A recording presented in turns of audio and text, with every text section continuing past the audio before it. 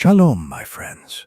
I am Rabbi David, and today I am going to reveal an ancient three-digit Jewish code, a spiritual technology so precise, so powerful, and so profoundly tested by thousands of years of human experience that it can shatter financial blockages and begin to attract explosive wealth into your life within the next 24 hours. This is not a metaphor. This is not wishful thinking. This is a frequency, a divine access code embedded in the deepest layers of the Torah, and today I am placing it directly in your hands. But before I reveal this sacred tool, I need you to make a declaration of readiness. Go to the comments right now and write, "I am a vessel for abundance." This is your first step in signaling to the universe that you are open, that you are prepared, and that you are ready to receive. Our mission here is to gather an army of 100,000 souls dedicated to mastering this spiritual technology. If you are ready to be one of them, subscribe to this channel now and join a global community of people who are transforming their lives through the power of Torah wisdom. And for those who are truly serious about accelerating their journey, for a limited time, I am opening the doors to the Torah Millionaire Business School for just $299. This is where I unveil the complete Torah wealth system, the full architecture of how to build lasting generational abundance using the laws of the Creator. The doors are closing soon. The link is in the comments. Now, let us begin. I understand the feeling of being stuck, of working hard and praying harder, only to see your finances move sideways, or even backwards. I know this because I lived it. Years ago, there was a period in my life, a stretch of about 18 months, where everything I touched seemed to crumble. I wasn't a struggling young man then. I was already on my path, building my first real business. It had been growing steadily. Clients were coming in. Revenue was climbing. I was beginning to believe that I had finally cracked the code. But then, suddenly, it stopped. It was as if an invisible wall had been erected around my prosperity. Clients who were days away from signing six-figure contracts would vanish without explanation. A key employee, someone I had trusted completely and trained for 2 years, left and took half of our client list with him. A shipment of goods worth over $50,000 was lost in transit, and the insurance company found a loophole to deny the claim. Every morning, I would wake up with a knot of dread in my stomach. It was a cold, creeping fear that I was cursed. I was doing everything right according to the world. I was networking, marketing, optimizing, and grinding. I was also doing everything right according to my faith. I was praying every morning, giving my maaser, which is the sacred Jewish tithe of 10%, and studying Torah every night. Yet, I was sinking. The pressure was immense, a silent poison affecting my health, my sleep, and my family. My wife could see it in my eyes. My children could feel it in the atmosphere of our home. I was fighting with all my strength, but I was fighting an enemy I could not see, an enemy I did not yet have a name for. The enemy we are all fighting is what the ancient sages called the Ayin Hara, which translates literally as the evil eye. But I want you to understand this concept at a deeper level than the superstition most people associate with it. The true enemy is what I call the gaze of scarcity. It is a spiritual and energetic blockage created by the combined forces of jealousy, comparison, and fear. It is the energy you absorb when someone looks at your success with envy instead of joy. It is the energy you generate within yourself when you scroll through social media and feel the sting of another person's victory. It is the energy of the collective consciousness of lack that permeates the modern world, a world that is constantly telling you that there is not enough, that you are not enough, and that someone else's gain is your loss. The hidden mechanism of this enemy is that it creates static in your frequency. Abundance, my friends, is a clear signal, a divine broadcast from the Creator that is flowing toward you at every moment. The gaze of scarcity is the noise that scrambles that signal. It creates a subconscious belief that you are unworthy, that resources are finite, and that you must fight and claw for every scrap. This belief, this consciousness of lack, becomes a self-fulfilling prophecy. It repels opportunity. It attracts misfortune. It closes doors that should be open. The cost of surrendering to this enemy is a life of constant struggle, a reality where you are always just getting by, never truly thriving, never experiencing the full overflowing abundance that the Torah promises is your birthright. It is the tragic fate of running a race with invisible weights on your ankles, never knowing the speed and the power you were truly created to achieve. But what if I told you that the code to disabling this gaze of scarcity, the key to clearing your frequency and restoring the divine signal of abundance, was embedded in the Torah thousands of years ago? In the book of Exodus, chapter 14, we find the dramatic story of the splitting of the Red Sea. The Israelites are trapped between the Egyptian army behind them and the vast, impassable sea before them. It is a moment of absolute crisis, a moment of maximum fear. The Torah describes 3 specific consecutive verses, verses 19, 20, and 21, that depict this miraculous divine intervention. Now, here is where the secret begins. The Kabbalists, the great mystics of our tradition, noticed something extraordinary about these 3 verses. Each one contains exactly 72 letters, not 71, not 73, exactly 72. This is not a coincidence. There is no such thing as coincidence in the Torah. By taking the first letter of the first verse, the last letter of the second verse, and the first letter of the third verse, and continuing this precise pattern through all 72 letters, they revealed 72 3-letter combinations. These are the 72 names of God. They are not names like you and I have. They are frequencies. They are spiritual technologies. They are divine access codes that allow a human being to connect directly to the power of the Creator and produce change in the physical world. Moses didn't just pray at the Red Sea. He didn't beg God to act. He used this technology. He activated a specific code. He shifted his consciousness from the frequency of fear to the frequency of absolute certainty, and the sea had no choice but to respond to his new state of being. Today we are going to use one of these 72 codes. It is the code specifically designed for protection against the ayin hara, the gaze of scarcity. The code is comprised of 3 Hebrew letters, Aleph, Lamed, Dalet, ALD. This is not a word you pronounce out loud. It is a frequency you behold with your inner eye.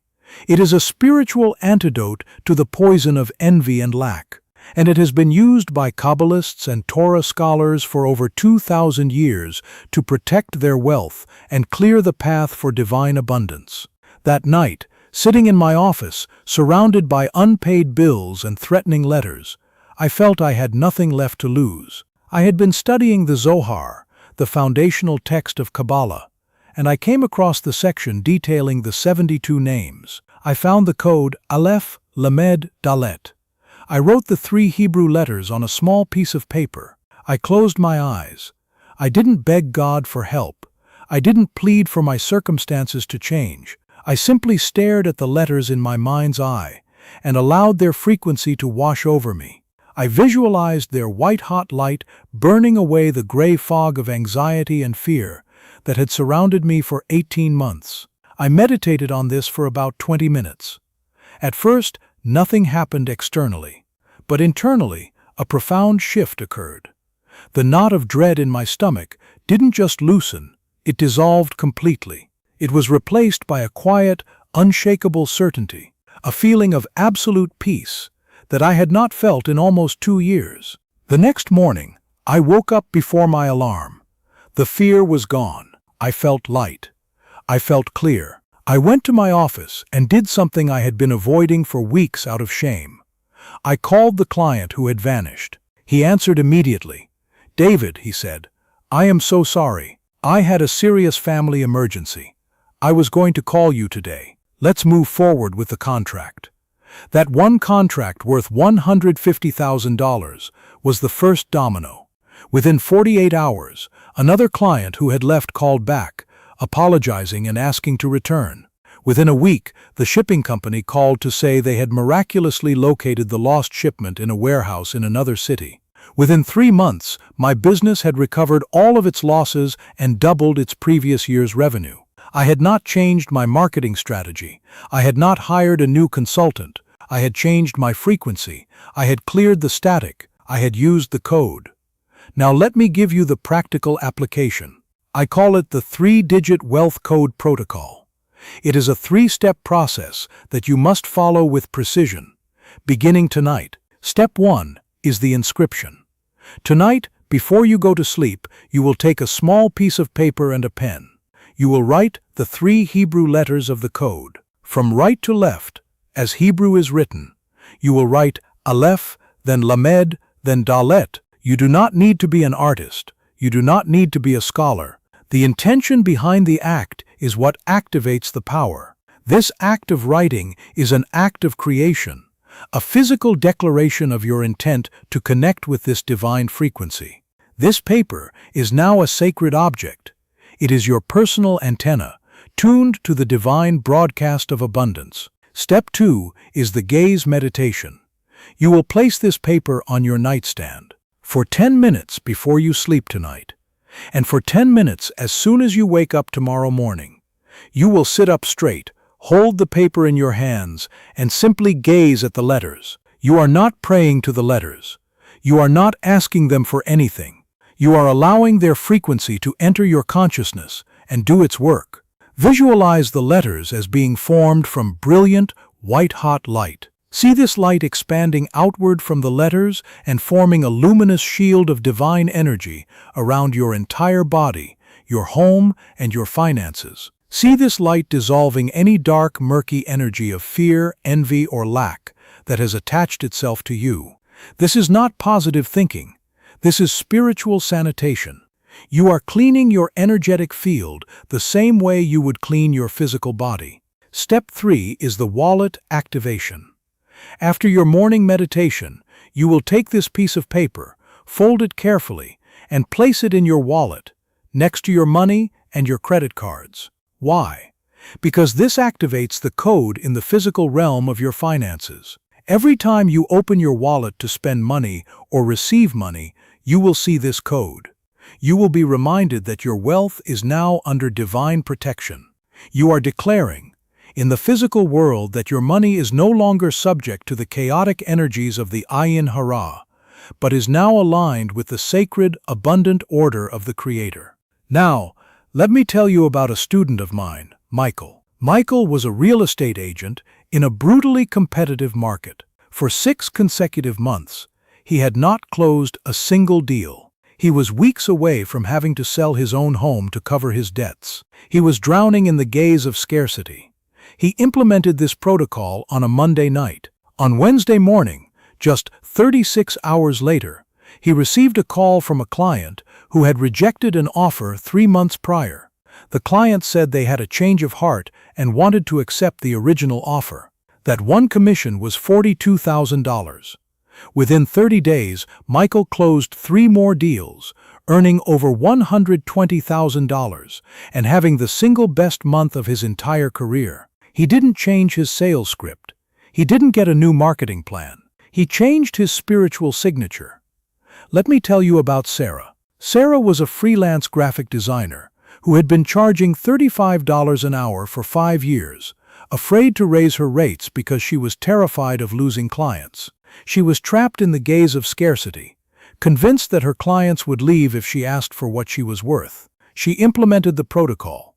Within 1 week, she raised her rates to $120 an hour. Not a single client left.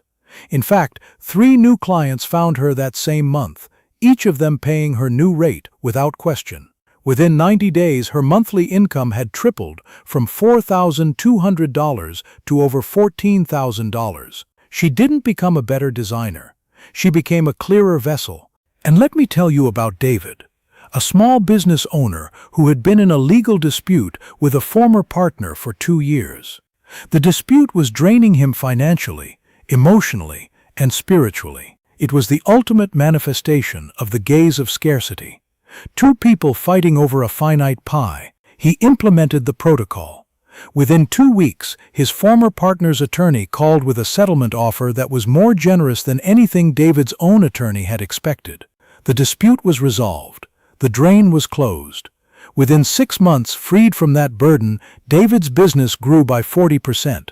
Now, I know the objection that is rising in your mind. I know it because I have heard it 1,000 times, and because I once had it myself. You are thinking, but Rabbi, I don't know Hebrew. I'm not Jewish. Will this even work for me? I understand this question completely. It comes from a lifetime of being told that God's power is reserved for a select few, locked away behind the gates of religion, lineage, and ritual. But here is the truth you must grasp. The sun does not ask if you are a flower or a stone before it shines on you. It simply shines. These spiritual technologies, these codes embedded in the Torah, are not religious artifacts belonging to one people. They are universal laws. They are part of the operating system of reality itself. The Hebrew alphabet, the Aleph-Bet, is what the Kabbalists call the building blocks of creation. The Sefer Yetzirah, the Book of Formation, one of the oldest Kabbalistic texts, teaches that God created the universe through the combination of these letters. Their power is not dependent on your religious affiliation, your nationality, or your background. It is dependent on your conscious decision to use them. You do not need to believe in electricity to plug in a lamp and receive light. You simply need to use the plug. This is not about converting to a religion. This is not about adopting a new theology. This is about connecting to a reality that was, until this moment, hidden from you. So here is my challenge to you. For the next 24 hours, you will commit to the 3-digit wealth code protocol. Here are your 3 immediate, non-negotiable actions. First, tonight you will inscribe the letters Aleph, Lamed, Dalet on a piece of paper. Second, you will perform the gaze meditation for 10 minutes tonight and 10 minutes tomorrow morning. Third, tomorrow you will place the code in your wallet and carry it with you throughout the day. And here is a bonus tip for those who are truly committed to the deepest level of this work. Throughout the day tomorrow, whenever you feel a pang of fear or anxiety about money, whenever the gaze of scarcity tries to reassert itself, close your eyes for just 30 seconds and visualize the 3 letters burning brightly in your mind's eye. See the white light, feel the shield, reinforce the frequency. This is how you maintain the connection. Remember, the Talmud teaches, a prisoner cannot free himself from prison. You need a key. Today you have been given one. And now I want to end with a blessing. May you be blessed with the courage to use this sacred technology. May the light of these 3 letters, Aleph, Lamed, Dalet, dissolve every shadow of lack, every whisper of unworthiness, and every chain of the gaze of scarcity that has ever held you captive. May your wallet, your business, and your home become vessels so full of divine abundance that they overflow into the lives of everyone around you. May you witness, within the next 24 hours, the undeniable, unmistakable proof that the abundance of the universe is not something you have to chase, not something you have to earn through suffering, but is your divine, God-given birthright, waiting patiently for you to simply claim it. I am praying for you. Shalom.